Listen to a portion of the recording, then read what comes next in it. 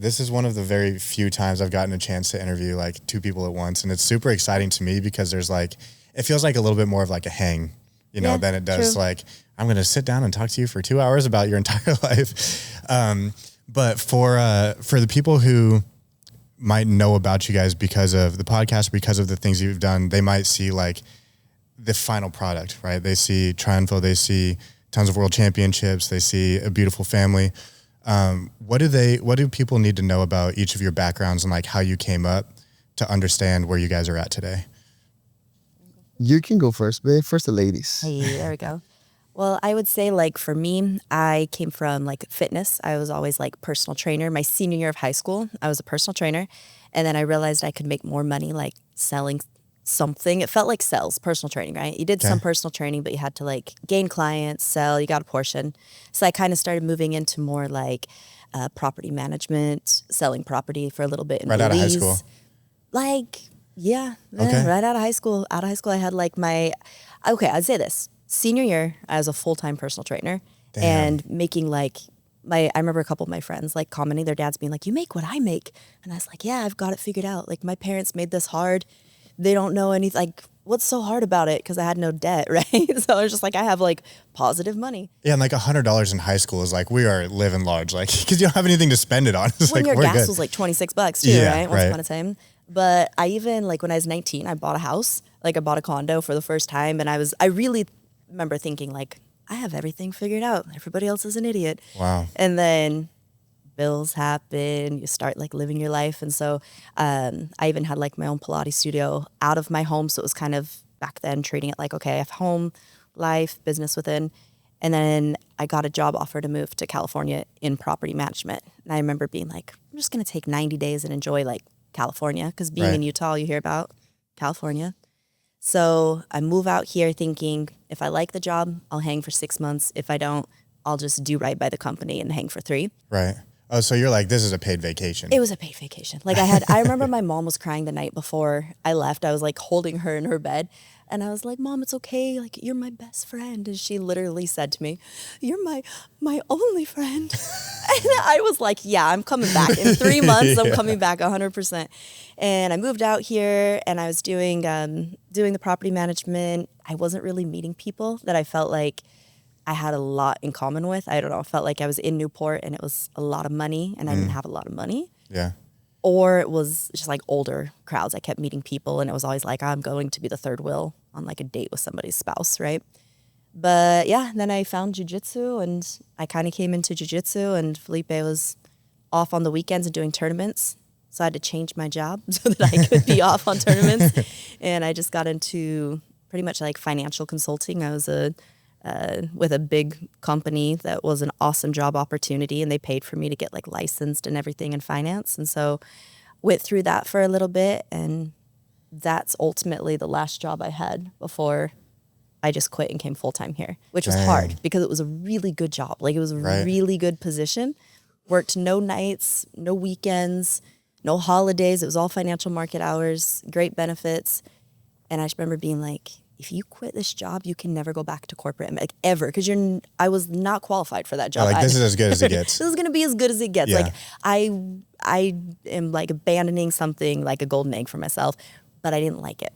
So at the end of the day, I was like, man, like what we do at the gym, I love. I love being there at the gym, and I don't know. I felt that he's such a phenomenal coach, and it had just grown to a point where we'd get like a couple members more than a certain number. And then fall and dip below that, and then a couple more, and then dip, and it was just this stuck point. And I was like, God, like if there was just somebody to call people, like on his behalf, because he's one person, you know, he could do so much. So, yeah, that's kind of like where I came in and skipped a whole lot of us meeting each other, and getting together. But that's like my background, just fitness and finance. Got you. And so between those two things, I kind of feel like it's a little bit of what I do. You know, right now, a little fitness, a little finance, a little coaching. Yeah, I was gonna say, I feel like that's a good like clue for how all of this thing like kind of came together and like where your guys' puzzle pieces fit in. Yeah, I had a lot of experience. Funny that you say that right now, like you bring out to light, and I'm like, yeah, it makes sense that you're so good at coaching, so good at finances, so good at like the fitness part of it, I was like, oh, it makes sense now. Yeah, had to do the sales, had to do The sales. the client service on it, not just sell it, but service the accounts and stuff. So Yeah. I don't know. It's funny. It's like I couldn't have prepared myself for what it is now without making it like it's so much better than what I would have been able to design. But I ended up with like the exact right I don't know, resume for what we do today without ever having that be the aim. It's one of those things where like looking backwards, it all kind of like makes sense. But in the moment, you don't really know that you're being prepared for whatever that thing is. Yeah. One foot in front of the other and you'll get there, I guess. Yeah.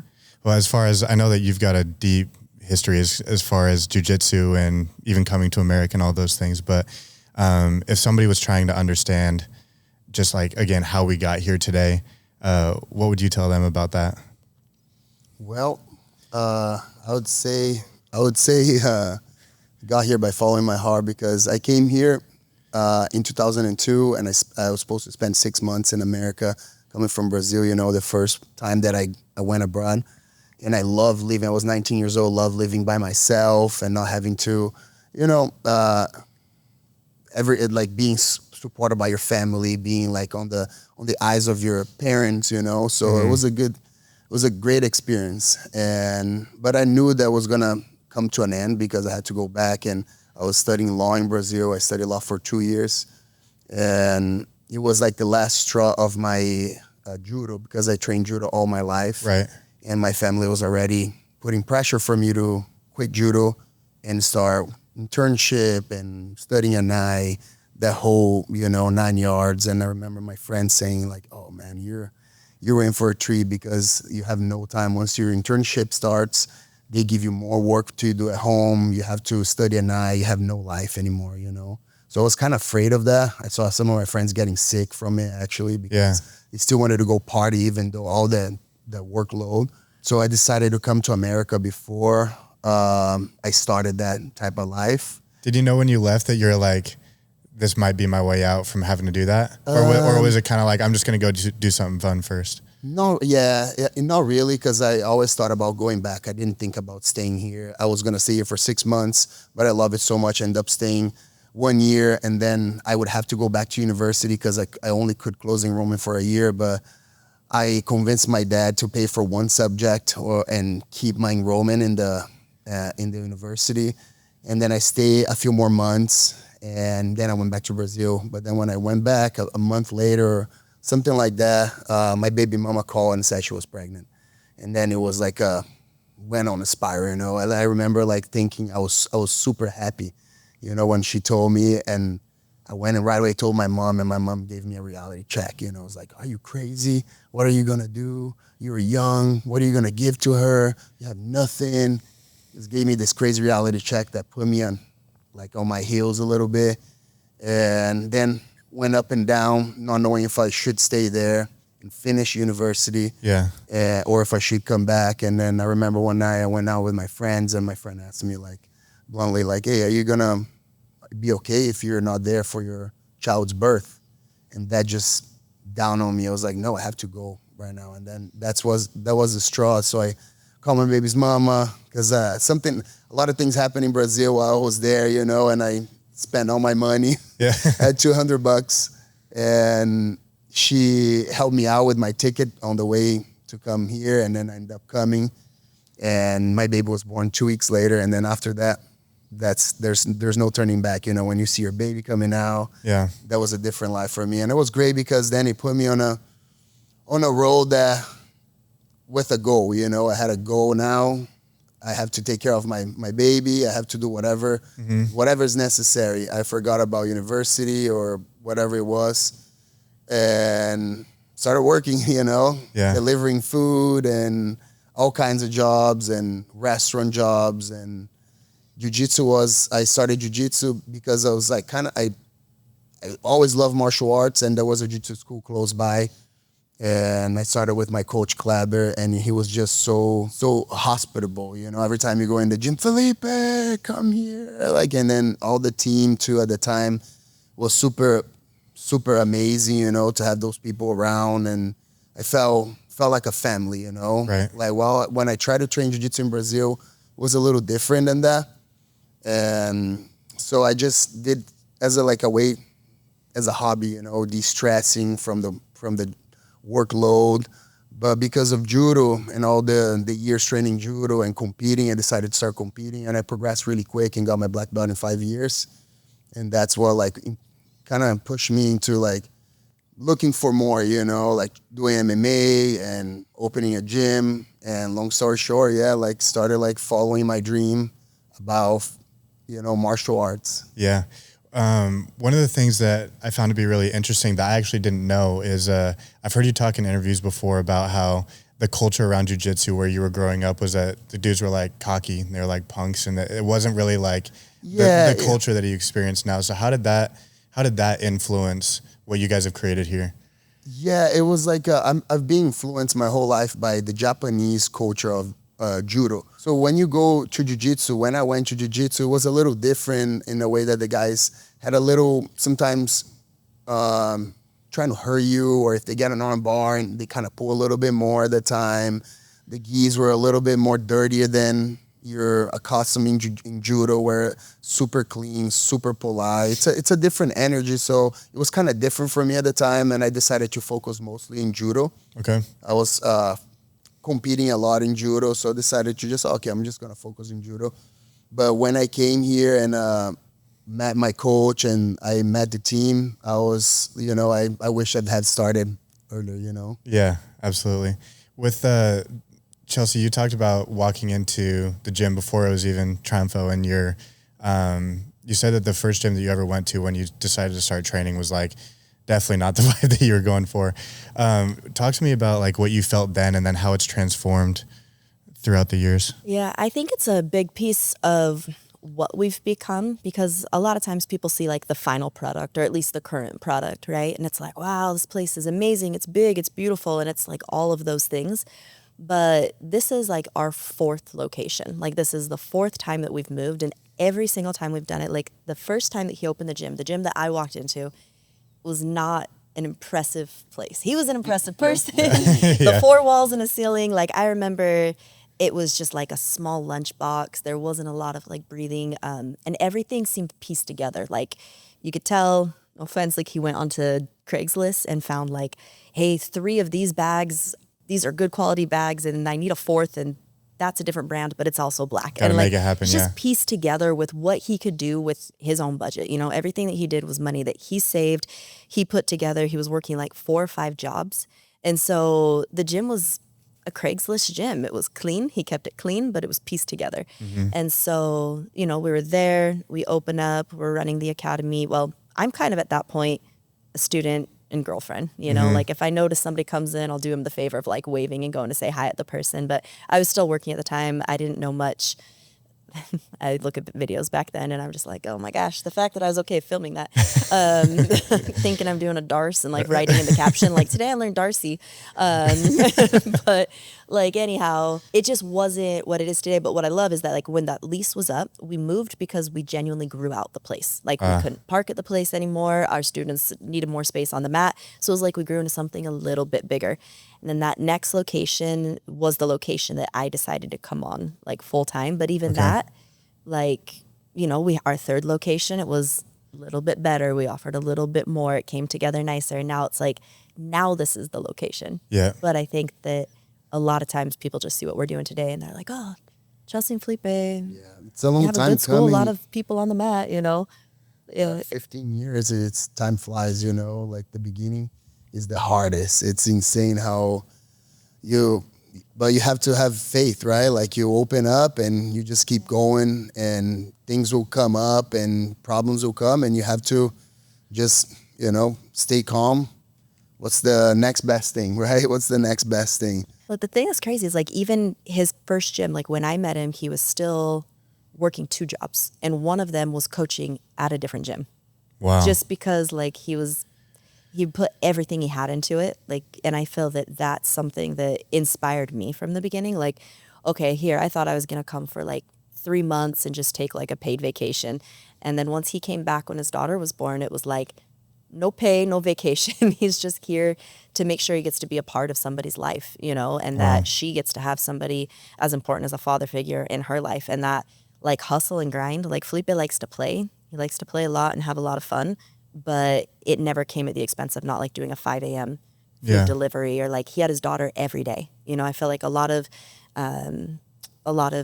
split families and stuff like that, you know, the dads kind of get that every other weekend type of role in a dad. And even coming from, you know, Utah, which is a different family dynamic than most states we don't have to go into, Yeah. but any friends that were divorced, they saw their dad every other weekend. Yeah. So when I was like, oh, I like this guy, he's got a daughter, I need to mentally prepare myself like I'm a stepmom every other weekend. And that wasn't it. It was every day.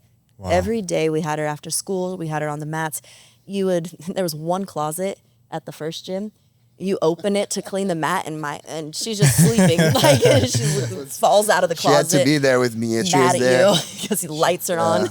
She was there with me when we got the key, and we started painting the gym, me and my friends, and she was painting too. And then she went outside, and she put her hand on the paint, and she was like putting it on the sidewalk. I'm like, Maya, just like, don't do that. The landlord's office was right on top of our place, you know, and we didn't know what to do at that point, you know, like try to like clean it up. But yeah, she was with me all the way. Like I had to take care of her during the afternoon every day. So picked her up at school, and she had to be there with me. And Wow. And like when I met him, his English was good. But before then, like when he first came, like he came with really no money, very little English. He knew judo, started to learn jujitsu. So it's just crazy at like how much work ethic and just consistent time. And I feel like the one thing that he's done, whether we call our gyms like by color, the first gym was blue, the second's red, the last one's the last one, and then we're here. But like even from the blue gym days, like he always just led with like making sure people felt like they were put first. Like it was more important than what mats we had, more important than like the walls and the ceiling. So it's cool to have that part look more appropriate these days for Right. sure. Yeah. But what's really, I feel like, made it from blue gym to this gym is we've always just prioritized the people and their experience in the gym and on the mat. And as the academy grows, like number wise, Yeah. that has been, I don't want to say like a challenge, but it's something that I always have to keep at the front of like everything that we do, because he can't coach every class. You know, he can't be here every time. Every person that's going through something, he can't possibly keep up on every person that's going through a job change or having a kid. And you That's want the to thing keep that about culture. growing the gym and still keeping that culture, because when you open the gym, it's kind of your second family, you know. And me coming from Brazil, not having my family around, and feeling supported by the people that walked in the first time, the first people that walk into your gym, you know, you living your dream and meeting new people, they become your second family, you know, and you have each other's back into the point that like anything that happens, you know, you're going to be there for them and they're going to be there for you too, you know, which is that's the coolest thing for me when I open the gym, to feel that, you know, that especially on the situation that happened that I had another gym opening on the side, and then you think like, oh, people are going to jump ship. No, nobody jumped ship, you know, they got your back for real. And that was the best part of opening. And now like the gym is a little bigger, so it's hard to know everybody at the gym, you know. It's hard to like, oh, I don't know that person, what's their name, you know, and try to get to know them. But still, yeah, this is the part of growth too of the gym, you know. Right. What are some of the things that were like the building blocks of the culture that you've built here? Because I think that's one of when I hear about the academy, or I hear about you as a coach, all the time I hear about like the intentionality and how much you care about people. And even like from talking to Drew, he's like, some of the way that he even prepares for a class is exceptional compared to these other places. So I'm curious for you, like, what were the things that throughout your jiu-jitsu journey, you were like, I'm going to keep this for my gym, I'm going to keep this for my gym. And like, how did you build that culture? Well, having the experience of like judo, you know, see how the gym was run and how they respected the sensei title, like that position of being the sensei, the professor, right? And then coming from Clabbers and see how he put the energy and always kept like a fun space for people to work on. I always try to have a good balance on having great instruction, great jiu-jitsu, reading the class, you know, to see like white belts, black belts, reading to show something for everybody, but most importantly, treating everybody the same with a flexible personality. That's something that I learned.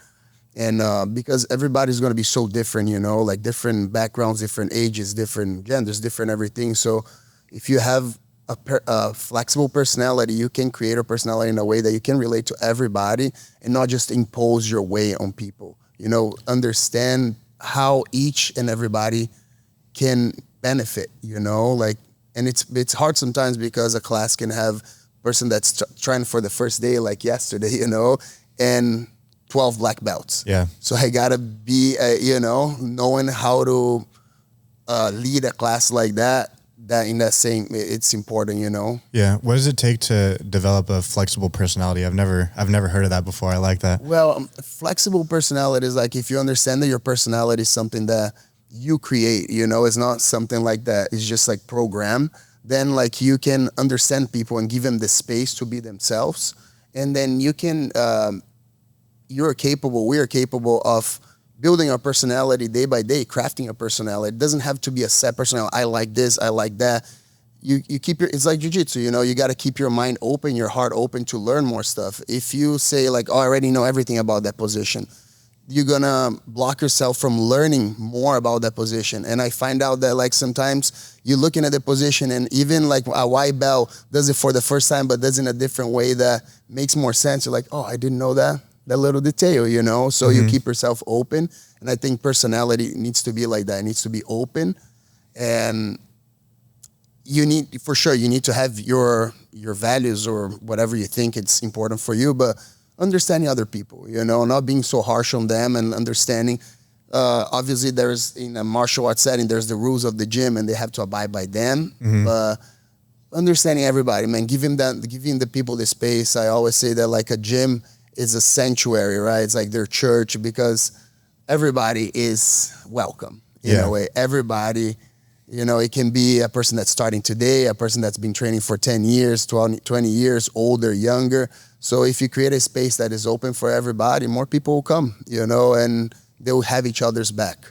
100%. You know? Yeah. One of the things that is really interesting to me about your guys' story is I'm 27 right now. And so I'm seeing a lot of my friends with young families go through that chapter that you guys talked about with like working multiple jobs, trying to chase the dream, just make it happen however you can. That's also, I think that scenario can be very dangerous when it comes to like actually going for your dreams, because having a kid, having the responsibility to like step up and do lots of things, I could see that being something where it's like, it makes it hard to pursue your passion if there's something else that might pay you more money or something else that might be a little bit more secure. And so I'm curious for you guys, like during those days where you've got your daughter in the gym and like it's all hands on deck doing this thing, what's going through your mind and like, why was it that the gym was able to survive that period? Did I say what I saw from you? Yeah, go for it. Like with him, I felt that there was no job that was below him. So he was doing jujitsu that was like, I'm here to be the coach, but I'm also going to go clean the toilet. I'm not just going to pick out a white belt that's supposed to clean my mat. Like I'm going to lead from the front in every way. But in addition to that, he was still humble enough to go coach for somebody else. He was still humble enough to go and serve, you know, your meat at the restaurant and stuff. And so it's like, I feel people get into this place where it's like they see a future for themselves that they want, and that's fair and it's a big dream, but they kind of feel entitled to just like choose it and it work out right away. And I feel that entitlement robs them of being able to live it like long time, because if you just do that, if you just jump over and go, well, I want a podcast, and you think you're just supposed to start generating a lot of sponsorships and all these things from it, it's not going to last so long. Yeah. But if you want to have your podcast, but you're still willing to go like drive, make deliveries, go wait tables and things like that, then that's really like working towards your dream, because you need to have an income, especially if you've got kids and you've got to have like a roof and you don't have that extra help that he didn't have. Like you have to want your dream enough that you're going to build it alongside having one foot rooted. And it's not that like you just take this leap. It's like you start to make smart decisions. Yeah. And different people have different like flexibility. Like if he hadn't had a kid, that would have opened up a little bit. Maybe he wouldn't have had to do all the things that he did, right? So it's like some people have family that supports them. They can pay your way. You live at home. So you can go a little riskier on the dream and let it take a little bit longer. But I just felt like one thing with Felipe, like he's so humble. Like he just told you, he's a phenomenal black belt, and he's willing to let a white belt show him like I mean, it wasn't wrong. It was different, but it wasn't wrong. Kind of cool. Right. I think I got lucky. No, that the way I set up with my jobs, I was making okay money, like working at a good restaurant, which was like Friday, Saturday, Sunday. And then I would like go on Fridays and Saturdays and work as security, which was a good job too, making some good money. So on the weekends, I would make a lot of money that I could save some, and it wouldn't take from my week, you know, that I would go teach jujitsu and train to be an MMA fighter at the time. So I would feel lucky that I could work and make my money during the weekends and work on my passion during the week. Yeah. Just teaching and learning and you know, training with, you know, the biggest names in MMA at the time. And I just felt super lucky, you know, that to be doing what I was doing. So yeah, if it felt like you know, just amazing. Yeah. You know? Didn't feel hard at all. That's cool, because I feel like, you know, I think if I put myself in those shoes, I think that my goal would be to approach it like that, and mentally to be like, how lucky am I? I get to open my own gym. I've got students who trust me. Like, we're making this thing happen. I've got my daughter here. But even like with this podcast, there are nights where like I lay in bed staring at the ceiling being like, when is this thing gonna work? How is that, I think that those thoughts, they creep in at times. And so I'm curious for you, like during that phase where you're deciding like, no, I'm doing the gym, I'm going to show up, I'm going to like make this thing happen. Are those thoughts something that you had to like keep at bay, or do you just not? Yeah, I remember like those? I had money, I saved some money and I didn't have credit. So one of my friends co-signed my lease for me and believed in me.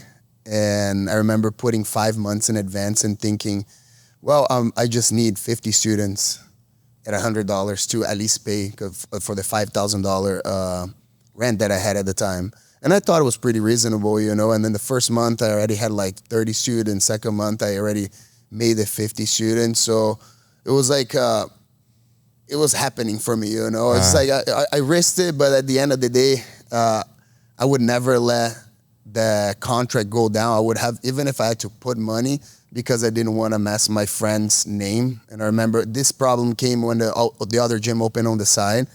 And he's like, man, like I cannot, we got to do something about it, because if you fail to pay the rent, they're going to come after my money. I was like, man, don't you worry. I'll do whatever it takes, you know.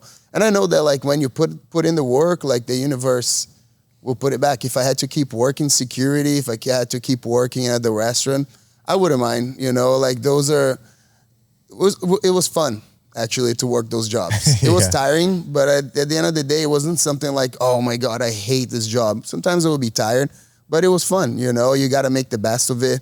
And I feel that like sometimes it's not what you do, it's how you do it. So if you do it with passion and love, it doesn't matter if you're making money or not, you know, that will happen. I tell some of my guys that are thinking about opening your gyms, I was like, man, imagine like you open your gym, you're doing jiu-jitsu, it's something you love, and just 2 people showed up. You're gonna have the same amount of fun with 2 people than if you have with 100 people. Because you'll be teaching jiu-jitsu, you'll be connecting with people, be rolling around, sweating. So, you know, if you do it with love, whatever you're doing, it will flourish. There's no other.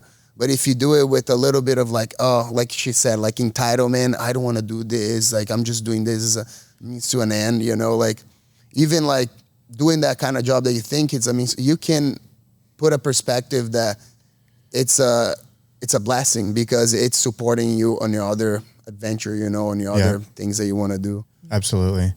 Something he says a lot is willingly or unwillingly. And he'll like, so it's like sometimes even when we're tired, like we have a split day, we're here in the morning and the afternoon.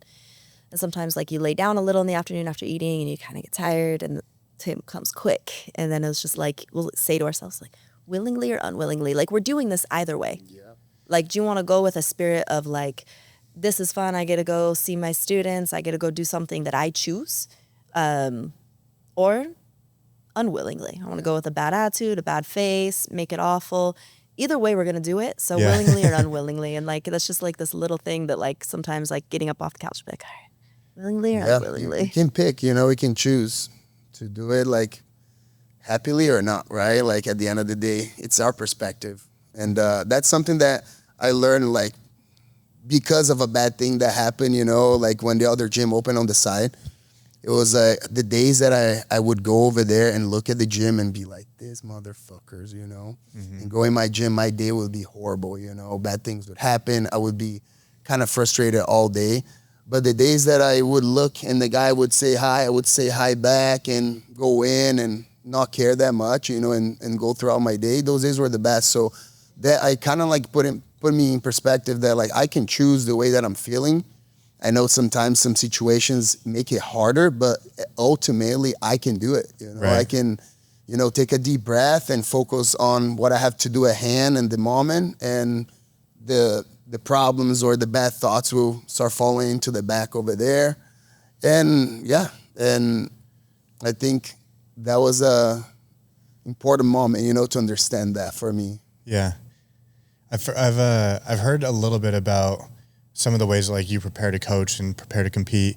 I'm curious for you, do you have like any tools or any practices that you've developed to like prepare yourself to be in the right mindset for showing up and competing, showing up and coaching and that sort of thing? Yeah, I follow in 2015, like Chelsie actually, like when I was going through this really crazy moment in my life where like I opened my dream, I worked so hard for it, and now this amazing gym walks on the side and opens the gym. That was a crazy period of my life that, you know, you get to doubt yourself, like, is this gonna work? But I cannot let it happen. And she kind of helped me out, like introduced me to some books that opened my mind to that perspective of like, I'm responsible for my reality. So I cannot point fingers and say like, oh, they open on the side, it's not gonna work. That's because of them. No, it's because of me, because I didn't make it work. So like because of that, like one thing lead to the other, and I found my guru, and Sadhguru opened a lot of practices and tools for me that every time I talk about it kind of gets me a little emotional, because I think that was the most pivotal moment of my life when I learned some of the practices, some of the tools. One is called Shambhavi Mahamudra, Kriya. And I remember just like thinking, oh, this guy, look at him. He's like, looks so much of a part of it. And I didn't believe, I think he was a fake guru. So my mind was super skeptical.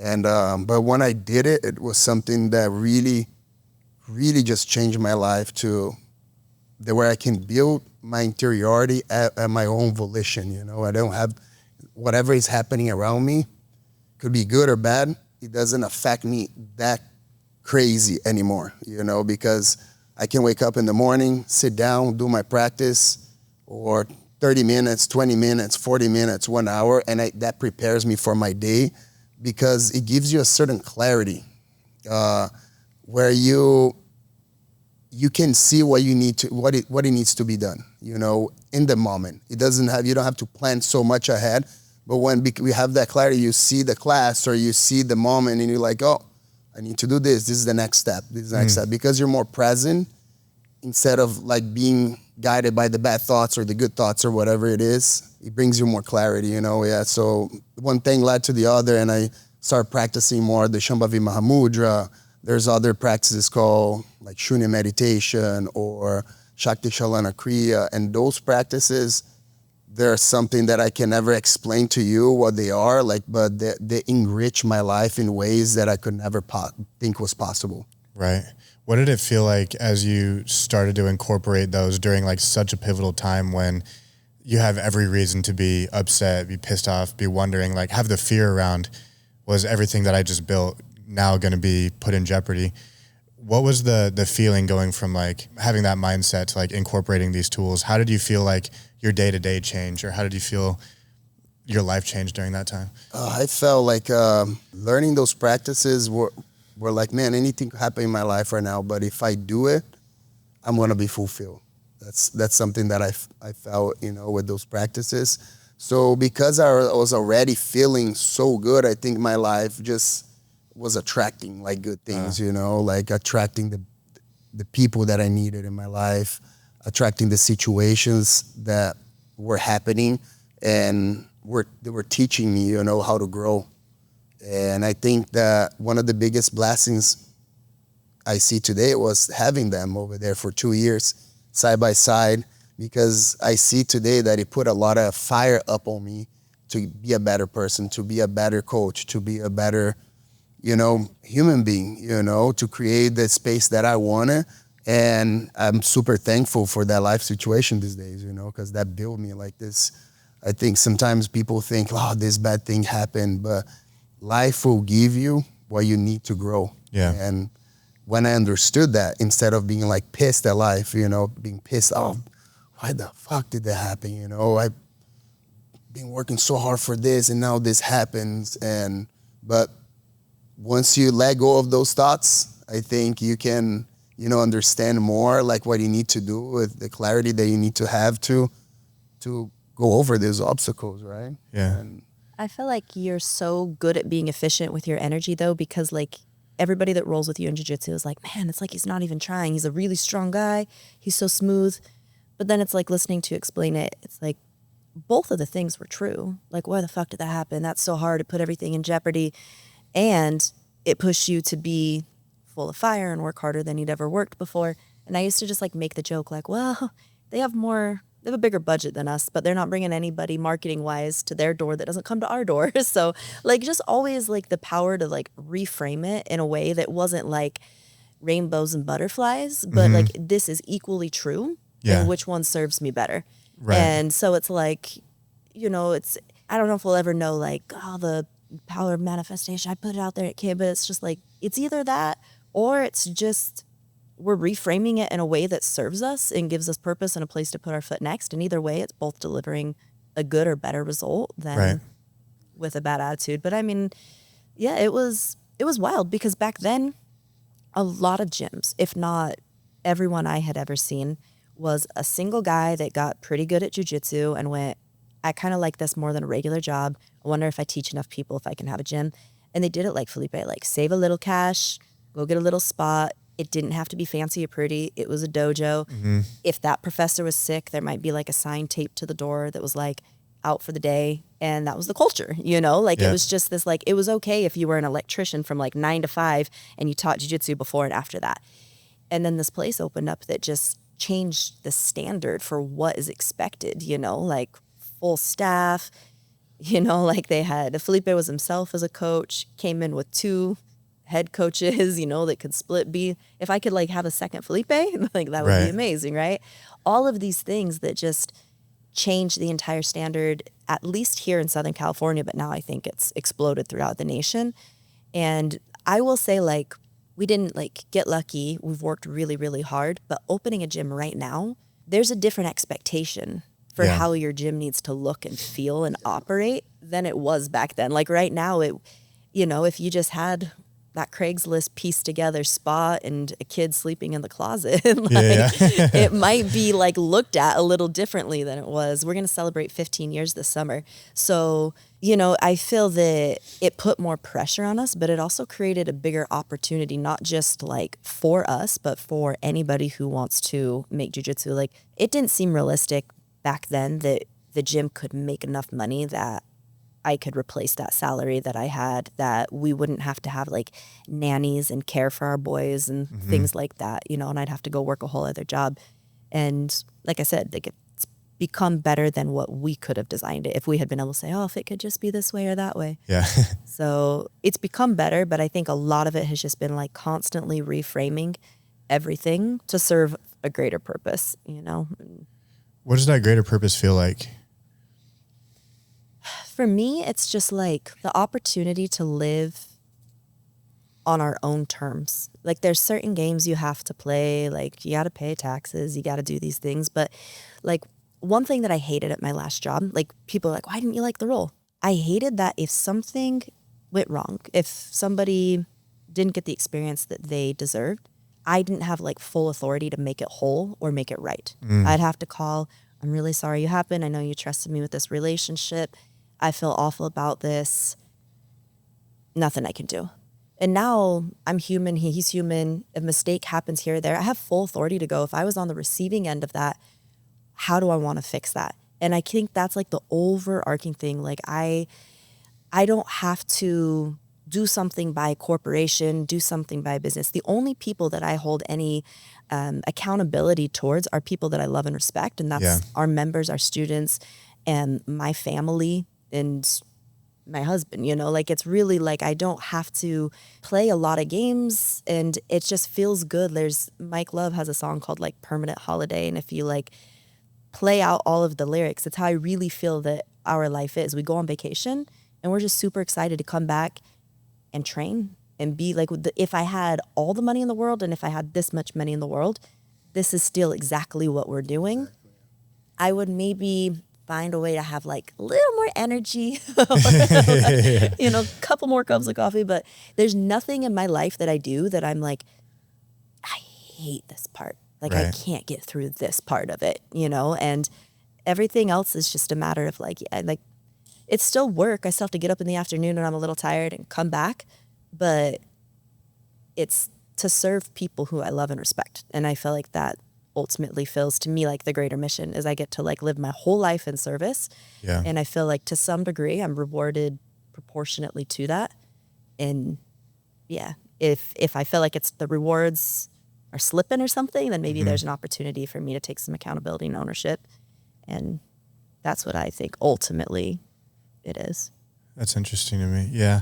It's interesting to me if the reason why you started gym at the very beginning, like you said, there's some people who just get really good at jujitsu and they're like, well, I could teach this and be a lot cooler than going to a 9-to-5 every day. I can imagine that there are probably a lot of places that start like that, but I would imagine that the good ones kind of have to transform into more of what you guys do, because it can't just be, hey, this is a cooler day job than what I had before. That doesn't seem like the kind of thing that transforms people's lives, which we all know jiu-jitsu does. So I'm curious, as the gym opened and as like things have gotten to the point where they are now, has like the energy behind it or the intentionality behind the gym shifted throughout those 15 years? I don't think so for me, you know, because the intention is to be able to train jiu-jitsu as much as I can and get better at it and never stop growing and having the coolest people around to do that. Yeah. You know, and like she said, you know, like if I made $1 million right now, I'll be doing the same thing, you know, because $1 million. I was gonna say, $100 million, $1 billion. You know, I think my life would be just the same. I feel, you know, because I love what I do, and I think since the beginning, even if I had a little spot, 2 people, I would be doing it the same way as if I have 1,000 people. I might get a horse. I might add that. Like, if we like hit a new level, I would get a horse. Forgot about that. Like but then that's the thing that we talk about. Then you're gonna have to spend some time to. Then I'm more tired though. Figure it out the time there. But yeah, I feel that my intentionality was also create a space for people to come in and grow from whatever walk of life you are. And the glue of it is jiu-jitsu. You know, if you have what it takes to train jiu-jitsu, because it's hard. It's not easy. They say it's for everybody. It's not for everybody. You know, some people won't like it. Some people don't like the sweat in the face. Some people, you know, they don't have the grit to train jiu-jitsu, and especially in the beginning. The humility, just the perseverance in the beginning of getting tapped out, getting, you know, mull around and keep coming back. Yeah. But if you do, and if you're that kind of person, we're here to help you, you know, the best way we can. And you're my people. Yeah, you know? Absolutely. And that's who I want to be around, you know, people that don't cry too much about it. They're here to learn. They're here open to help each other out. And they're seeing each other as human beings and not just another body for them to beat up on, you know, and and a stepping stone, or another hat for me to step on and get to my next level, you know. Like here, I feel that you have to have it a gym. It's the mind, you know, the game, the body, the workout, and the soul is the community. You know, if you don't have that community that support each other, you don't grow. And then from the beginning and to right now, I want to keep that. But that's the coolest thing right now for me, is that even if I don't know everybody, the culture has already been created around it that, you know, they feel that. Yeah. You know, yesterday it was so cool that this guy, he came to me and he's like, man, thank you so much for creating the space. And he trains Muay Thai. I never coached him, you know. Yeah. He's like, thank you so much for creating this gym, man. Like, I remember when I walked in, I was super intimidated and, shy. But now it's been training for about 6 months. But I feel like, man, I can feel the energy of this place. So thank you so much. And I was like, thank you, man. Thank you for saying that, Yeah. I think that sometimes those little wins where you get that piece of appreciation, or you see somebody like make a big stride in their jiu-jitsu journey. I feel like in a lot of ways that probably feels more rewarding than adding another 10 members or doing. It's like, I feel like you get to be a part of people's lives in a way that's so much different than just like opening a roofing company or doing something because the money's there. Yeah, I do feel that too. I feel like life can be hard for some people, like in a way that they have a lot of stress. They don't know how to deal with that stress. They don't know how to, sometimes be happy, because I see a lot of people depressed these days. But when they come here, they forget about everything. They're sweating. They're leaving the gym with that feeling of mission accomplished. And you are like a fighter, a kid, a mom, whatever. They come in, and I feel that they leave here happier than when they walked in, and day in, day out, they come and do the same thing. They start growing, and then their pool of friends start growing, and then I see that thing growing, and it's very, very fulfilling to see, Yeah. It's cool to see, like, outside of the gym, you'll see people posting and stuff, and it's like they all are here, usually a 90-minute class, and then they're here 90 more minutes for dinner. Like, having this good of a setup of benches and little hang, this would be dangerous for me. And then I'd be here all day. Picture, and I'm like, y'all are still hanging out. Like, what is going on? I love that. They're just like, and that's what's helped even as the gym numbers grow. Yeah. And we still have that community, is now it doesn't have to be that Felipe knows what's happening in your life and what's going on. And he, we've just set that standard for like, here's just like everything from Felipe, here's how he behaves, and people just replicate that because it's what the only thing that they've been led with, And if you don't really fit into that, it's funny how just like you kind of just shimmy out naturally. And it just like, I always just am like, oh, with ease and grace, like anybody that's not a fit, like it's not even drama. It's just kind of like, and that just didn't work. It wasn't the fit. And we're in an area where there's like so many places that you could train great jujitsu all around. And if we're not a fit, maybe somewhere else is, and it doesn't feel bad one way or the other. But at the end of the day, like the people that are on our mat are the people that are raising my boys alongside me.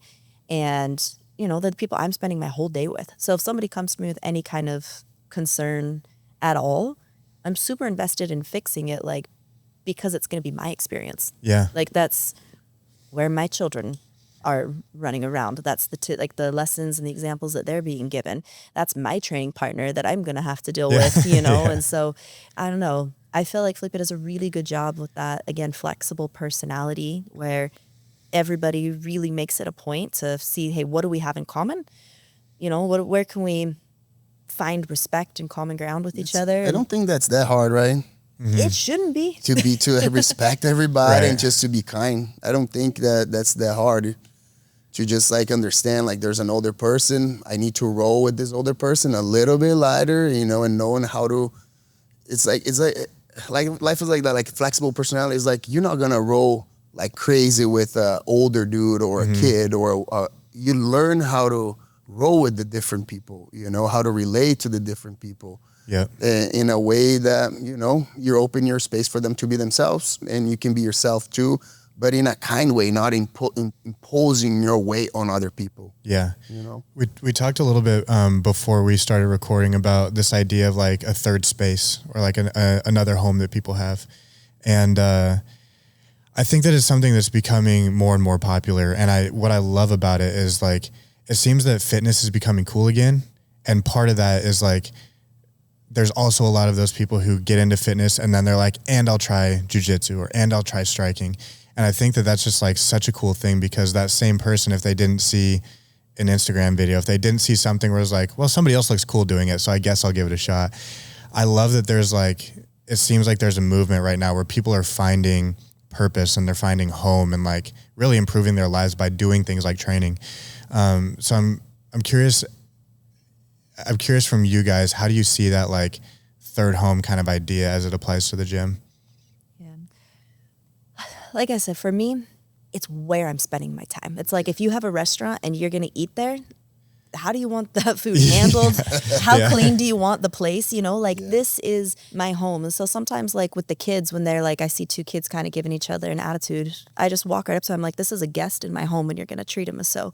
And you see the kids be like, okay, you know, like it's not, do you two get along? It's if you were both visiting my home, which you are, what obligation would you have to each other just based off of your respect for me? And if that's where we have to start to get some form of respect, then it's going to go. But I feel like if you go home right now, for the most part, unless you live some super dope different lifestyle, you're going home and there's like a couch, and Netflix, and just all of these temptations to kind of like, relax, sit down, do less. And so I think a lot of people before they go home to that, they like having a place where they can come that it like asks a little bit more of them. It asks them to be a friend. It asks them to connect with people. It asks them to challenge themselves, to sweat, to like earn that rest later. But I feel like the reason people become really close in jiu-jitsu specifically is it's a really honest sport, because in a couple months training with you, I'm going to see you put in bad positions constantly. And like, how do you deal with that? Do you blame the other person? Do you get mad? Do you go take the easy way out and go ask somebody lower ranked if you can roll with them? Like, how do you deal with a bad situation? And so I get to know you authentically really quickly, but I might have to know you like in real life at an office for like 4 or 6 years before like you have a divorce. And I'm like, oh, he didn't handle that well. Right. So I feel like people get to know each other in, you know, there's always the joke like it's a cult because they all hang out together, but it really is a very like authentic relationship where I've seen you challenged, I've seen you proud, I've seen you not humiliated, but humbled. Right. You fart while you're training. Humiliated if you've had to roll Felipe. No, it's just the relationship is close and it's a lot of trust. Like when you have my arm fully extended, right, it's just a lot of faith to be like, hey, when I tap, this person cares about me and they're going to release it, you know. And in our gym, luckily, there's sometimes I hear things about other gyms. I'm like, that's not the case. People don't let go. But in our gym, it's a lot of respect, a lot of mutual love. And, you know, there's that idea like, oh, if lower belts run into higher belts, the lower belt has to move.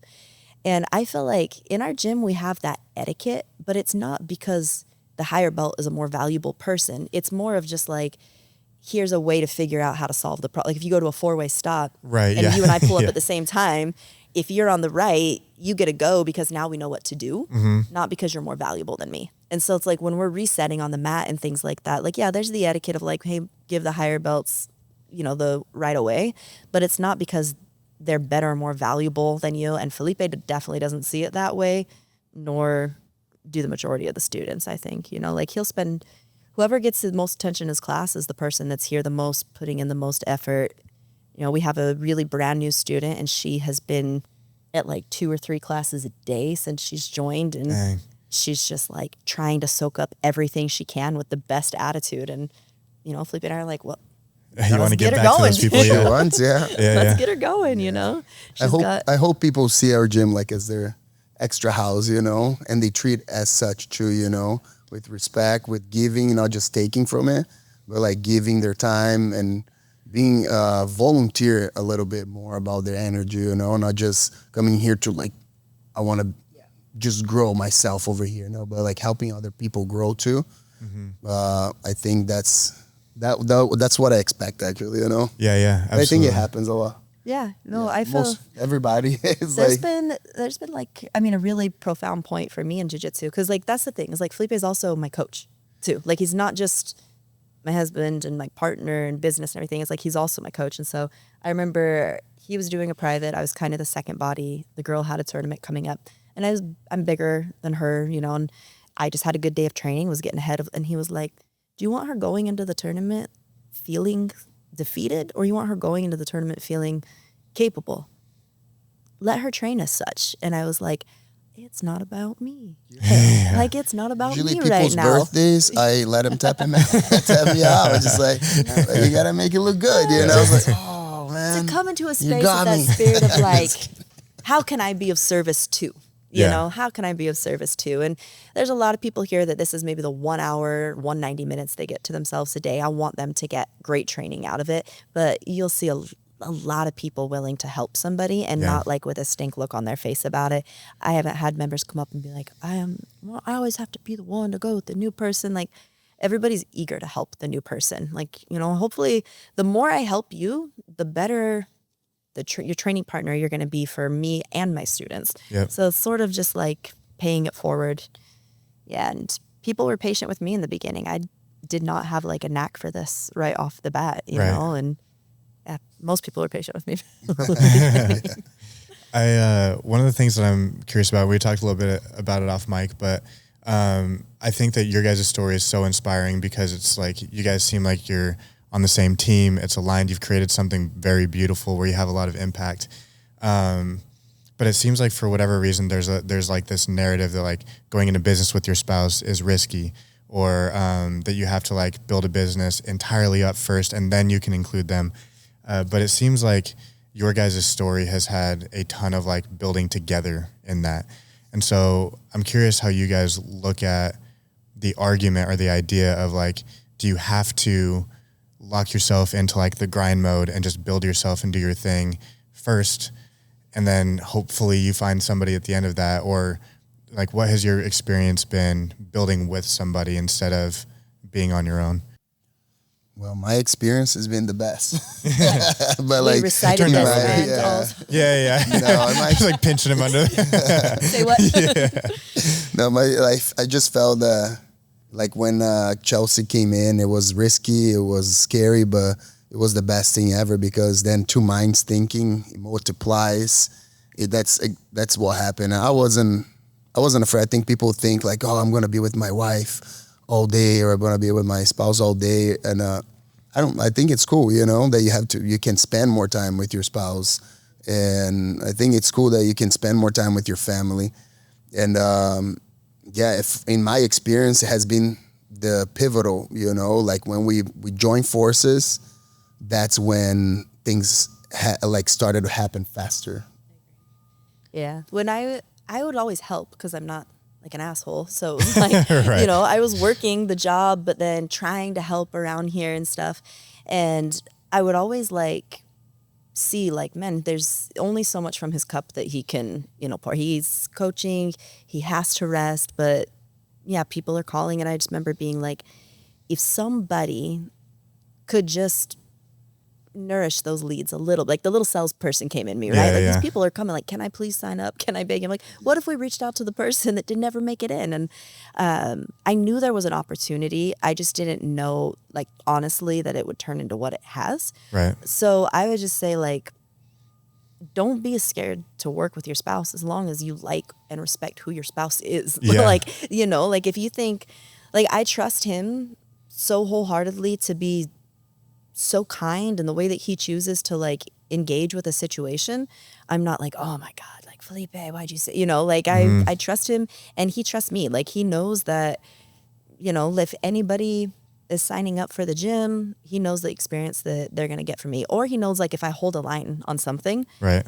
he's like, it's probably for good reason at this point. So we just have a lot of faith in what the other person does. So I think if you really, you know, they always say, like, don't marry somebody you wouldn't want your daughter or your son to be like, don't get into business with them if you wouldn't feel like, right, yeah. you know, like, hey, my husband's a hothead, like, don't do that. But if you respect them, I think it's really valuable, because nobody cares about the business as deeply as we do. Mm-hmm. And so, you know, he has everything at risk that I have at risk for it. And I feel like sometimes if you get just like an employee, like, oh, I hired somebody for front desk, it matters however much you're paying them per hour to care. Yeah. And that's not any fault on them. Like, they have a job where they're supposed to be able to go home and they're not at work anymore. Yep. But like for us, like, we both care deeply about the gym and the experience. And it's just, it allows him sometimes to step back when he needs extra recovery and rest, and me to lean in a little bit harder, and vice versa. And so it's kind of like, we have a little more forgiveness if, you know,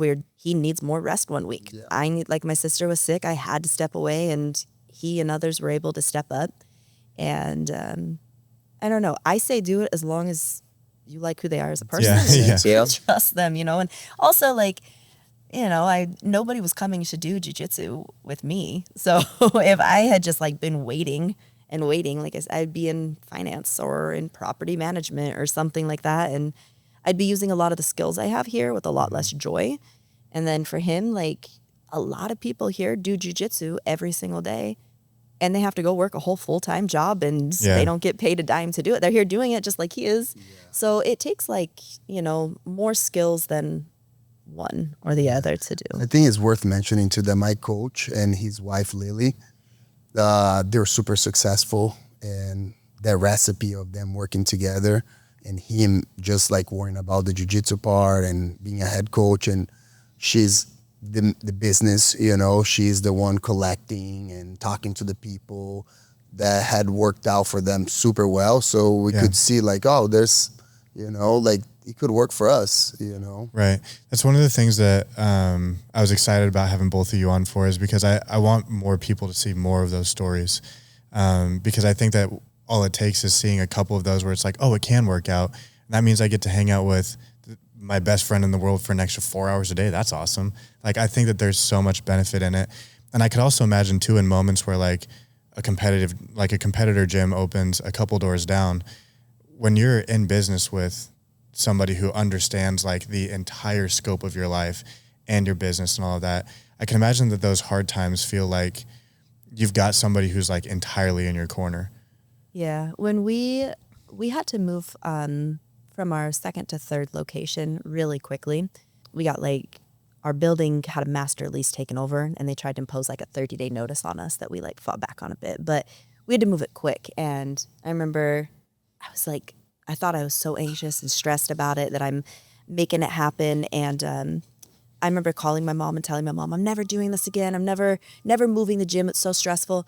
And I'm like, I'm sick. I'm nauseous. I'm puking all the time. I was pregnant and I didn't know it. And he was like, what are you thinking? Like, what's going through your head? And I'm like, we better hustle. He goes, that's exactly what I was thinking. Yeah. And it was just like, we're both in the exact same boat, going through the exact same thing. Like, we have a kid. We need to make this make more money, make this make more sense. A kid is coming. And I was no more in that boat than he was and wasn't. And we do see other gyms open up in the area, right? That have like a partner that's just like, oh, this is a jiu-jitsu buddy of mine, or somebody that does merchandise and things like that. And sometimes it works out okay. And then other times you start to see like somebody sees it as a different type of opportunity than the other person. But for us, this is everything. This is our family, our people, our home, our income, so if something gets like a little poison, like there's one little bad thing happening, like we both address it quick versus just being like, to be decided later. Right. Awesome. I see it that way too. I think working with her is like, it's not like we're all day together, but like often we're kind of missing each other, honestly. But I feel it's amazing to get to go home, and then she's there spending the afternoon, and then like we have the same schedule basically, Yeah. You don't have to like make things like you work all day and then you get home, and now you feel obligated to spend time with your wife, because if you don't, the relationship starts suffering. Yeah. And we don't even think about that, because like we're always together hanging out, having fun and training together. But then she has to do some other stuff. Then if I go travel for a couple of days, I get to miss her, It's like, It's funny too, because like there's so much stuff out there, like go on a date night weekly with your wife and this and that. And I'm always just kind of like, I see how a lot of people like, because to me, I'm like, I don't think we got to do that. Like we hang out a lot, Yeah. But I recognize what we have is very unique in the way that we get to spend time. So it's like, I understand, we're connecting all week long. Mm-hmm. Our friends are each other's friends. I joke with a lot of the guys here. I'm like, could you guys get some wives or girlfriends? It would be really great for me. But, we get to do a lot of it together, and we most often want to do it together. Like if he's going to compete, I'm like, I want to compete. Absolutely. Let's compete, I love that, that I have a partner, if I want to compete, whatever I want, she can come along and she could compete too if you want. Right. Yeah. Well, awesome. I know that you guys have got a class to teach, and people are rolling into the gym already, which again, testament to your guys' culture. Yeah. Showing up 30 minutes before class. I love it. Time. Yeah. But yeah, I look up to you guys a ton for the the business that you built, the relationship that you built, and there's like this it factor that people have, and I don't think it's about like the top things that they've achieved or the championships or anything like that, but like it's like this essence where you get around people and it's like, ooh, I want to be like that. And it's been musicians and artists and all sorts of different people, but when you guys have made it to Montana and when we've popped over here, it's just like every time I'm around you guys, I feel that. So very grateful for you guys. Thank you so much. I felt honored and excited, you know, when you said, oh, let's do a podcast, you know. And, it's... Now somebody can do research on Felipe's podcast. Yeah, right. Exactly. Yeah, I was like, let's do it. Like, I never done it, but yeah, because it's you, you know, I felt so happy. So I appreciate it, man. Well, anytime you guys are in Montana or when we're back down here, I'd love to do it again. So let's do it. This is awesome. And thank you guys for leading by example. I think that myself and hopefully everybody who sees this, I think that there's a lot of valuable things from your guys' story. So appreciate you guys sharing Appreciate you. All right. Thanks for watching, everybody. Be where your feet are. We love you. Bye.